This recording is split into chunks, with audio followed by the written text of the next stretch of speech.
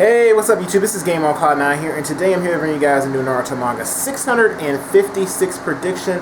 Okay, before I get started on the review slash prediction, I want to let everybody out there know that we probably won't be getting a Naruto chapter until either late December, and when I mean late December, I mean really late December, like probably the last week of December, or the New Year's, or the first week of January. And the reason why I say that is because at the end of this week's chapter, we got a little bit of a note saying that Naruto will be on hiatus until the New Year's issue, which would obviously would be January. Now, the reason why I say December is because a lot of times, in case some of you out there didn't actually know this, the chapters that we actually get released on the internet are actually early.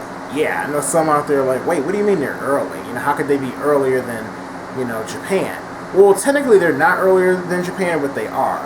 Because the Shonen Jump issues, of course, are released on a certain day in Japan, but the chapters that we actually get, they're released on the shelves in Japan, but not officially. Like some people in some of the stores may put the magazine out early, which I guess apparently the scanlators have access to, and then they'll go ahead and upload it, or they'll scan it and put it up. But that's not the official date of when they're actually supposed to be put out on the stores in Japan. And the reason why I know this, well, not just from obviously, doing my research, or not research necessarily, but looking around on forums, but when I went to Japan, when I would go try to pick up a Shonen Jump, the Shonen Jump would be the previous chapter of the last week's chapter. And, I remember when one of the chapters came out, I think it was actually the chapter when Minato showed up to the battlefield when I was in Japan. I think that chapter came out. Or it may have been when they were facing the Ten Tails. I'm not exactly sure what chapter it was, but I know it came up on the internet first than when I found it in stores. I tried to go to 7-Eleven and was like, wait, the chapter's out? Let me look for it. And no, it wasn't there. But anyway, I've done enough rambling about that. You guys already know the news now, dealing with the hiatus. Now, as far as this week's chapter, I'm going to go ahead and summarize it very quickly because I actually have to go to work within like the next 20 minutes, so I can't really take too long doing my review this week. I've been really busy, guys, so I apologize for that. But the chapter starts off, of course, we see the Tail Beasts. They've been freed, of course, from the Ten Tails has now been dispersed somewhat, I guess you could say, since the Tail Beasts have been ripped out of Obito's body.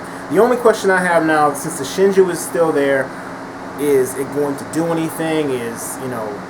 What's going to become of the Shinju right now, since technically it is like the Ten Tails, but it's not. So of course the Tail Beasts, they thank Naruto for what he did. They're actually caught, by surprise that he actually did this. Shikaku even makes a remark that he's, surprised, I guess, about this, and that Naruto, really is. And we don't know what they mean by really is exactly, but I'm pretty sure we can all infer that they probably mean like the Sage Six-Path's successor, something along those lines. From that point on, Sasuke tries to charge at Obito. Obito, of course, he looks over, he sees, oh, this is, I guess, a wrap for me. Kakashi comes in, stops it, tells Sasuke, yo, this is my problem, this is my deal, this is my friend, we'll talk later. From that point on, of course, Minato stops Kakashi from killing Obito, which is probably like the 1,000th time Kakashi's ever been stopped from killing somebody. Minato basically gives those two the talking, telling them, like, well, one, he says that, he knows that Naruto tried to give Obito a talking, but that's not his job, that's actually Kakashi's. And, that's when Naruto looks at Sasuke, so you obviously see the yin-yang theme still going on right there, which I love to see moments like that. And of course, Kakashi goes ahead, says his piece, tells Obito that he understands him, that, he also thought this world was a hell too, but basically what keeps him on track is the same thing he's been saying probably throughout the course of this war, that friends is, what kept him there. That friends is what, kept him from, I guess, falling off the deep end, like Obito, when he refers to his Sharingan, saying that he felt like, even though this world is a pitch black hell, that somehow he would be able to see what Obito, saw, I guess, when he was, quote-unquote, good.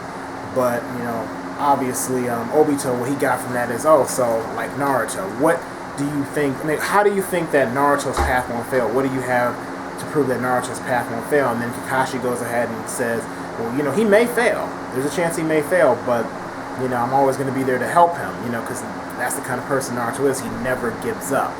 He doesn't fall. And that's basically and he has friends also to help him as well. That's the difference between him and you, Obito, is that, he trusts in his friends. And Obito is saying, he doesn't understand, he can't see, what Kakashi wants him to see. He said, and I think Kakashi said basically that if Obito tried to actually see, and trust in his friends, then he would have, obviously things would have worked out for him in the end. And that's when you see Naruto making the Rasen Shuriken. By the way, he was also heading over to face Madara because somehow Naruto forgot about Madara, which is the funniest thing ever. But he made the Rasen Shuriken, held it up in the air, and I guess that's basically symbolized the light in the world that exists. And of course you see big shining light on top of the tree. A nice the final page I really actually liked because it was reminiscent of what we saw like 50 chapters ago, something like that. Basically when the Shinobi Alliance, when they charged to the battlefield to try to help Naruto, and they were all trying to get there. If anybody remembers back then, and it was raining, and they left all their footprints on the ground from trying to get to the battlefield.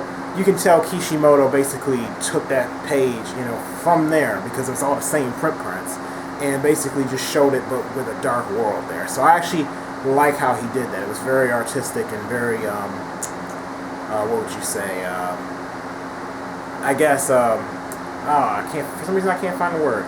You guys know what I'm trying to say, probably. Basically, ultimately speaking, I like the symbolism, that's what it is. The symbolism that he was actually trying to show with that. Now, as far as where I think we're going to go from this point on, well, first off, I'm like, Madara, man, I don't see how you're going to pull yourself out of this mess. Granted, I mean, obviously the Shinju is still there. I don't know if the Shinju is going to do anything, because I have a feeling that it's not done just yet.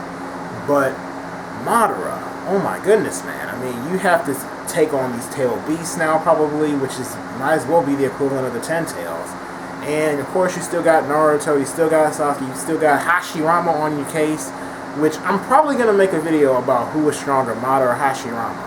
Because I've seen a lot of people out there say Hashirama's stronger. I'm not so sure about that, so I want to go ahead and state my case as to why I don't think he's stronger than Madara. But anyway, of course they're going back and forth. We saw a little bit of like dust flying in there, so you obviously know they're still trying to fight. But Madara, I mean, it's about time you use your trump card if you still got one. Because you're about to get overwhelmed, just get a straight up butt whooping. I mean, basically, it's going to be Madara versus the world, plus the tail beast on top of that. So, we'll see where this actually goes from this point on. Now, as far as, I want to give my rating and then I'll give my prediction. As far as my rating is concerned for this week's chapter, we didn't really get anything new. I don't want to give this a bad rating, and there's a reason for that. I'm not just saying, oh, I don't want to give it a bad rating because I like the chapter. No, I don't want to give it a bad rating because I did think that Kakashi actually being the one to talk to Obito was what actually needed to happen rather than Naruto. And on top of that, Obito, everybody's saying Obito got taught no jutsu, but he's still holding strong to his ideals in a way. I mean, yeah, people are getting to him. But he didn't necessarily say, you know what, I'm 100% good right now, I'm about to help everybody out. So I don't know what everybody's talking about as far as that. I mean, I thought maybe he had been completely convinced, but it doesn't seem that way since he's asking like 1,000 questions for Kakashi. But anyway, from as far as my rating goes, well, the flow of the chapter wasn't bad in my opinion. Actually, it was really good. The artwork was pretty good. The message was pretty decent, but we've kind of gotten it several times before, which kind of takes away from the chapter a lot. So, I mean, I felt like the chapter was okay in that regard. I mean, enjoyment standpoint, I really liked it, but in terms of content-wise, we didn't really get that much more at all. I mean, Obito's finally starting to come to an end, but I've been saying that for the past couple weeks because I thought he was going to die already. So, I don't know. I mean, I'm just going to give this probably one of my third lowest rating. In case some of you forgot my rating scale, the lowest you can ever get is Academy level, which means just shit poor. Genin, Chunin, okay. So I'm going to give this a Chunin level chapter. I enjoyed it a lot, but from a reviewing standpoint, it was just okay in my opinion. Now, what I think is going to happen, I'm basically going to say the same thing I've probably said the past couple weeks. Madara's obviously got to have something huge up his sleeve, but this just puts even more pressure on what is he going to do, because the war is going to be pretty much over, but at the end of the day, you know, I doubt that Madara's just there for no reason. I doubt that Kishimoto's just going to knock him off like he's nothing, so it's obviously something huge that's still going to happen. You know, I don't know how Madara's going to pull it off, but somehow he's going to be able to do it, so I'm excited to see what that actually is going to be. There's not really much else I can say about this week's chapter, or even infer that's going to happen from it, due to the fact that we haven't really gotten that much new content. I think I may have even said to you guys before that I think he's going to get the chakra fruit, maybe. And what I mean by chakra fruit, I just like to call it that. The fruit that the Sage 6's mother, Kaguya Otsuki, I believe it was, you know, the fruit that she ate to gain the power over chakra and, you know, have that godlike power, I think that maybe that may bloom, because it's supposed to be like once every millennia. So maybe that's how he's going to be able to hang with them. That's my only guess at this point. Again, I think Sasuke is still bad. I don't think he's changed. I don't think he's good. I think, you know, even though he wants to be Hokage, you know, he probably has his own mindset as to what that actually means. So this is my thoughts on this week's chapter. Chunin Lvl, same prediction pretty much as last week, because there's not really much more for me to be able to comment on other than that.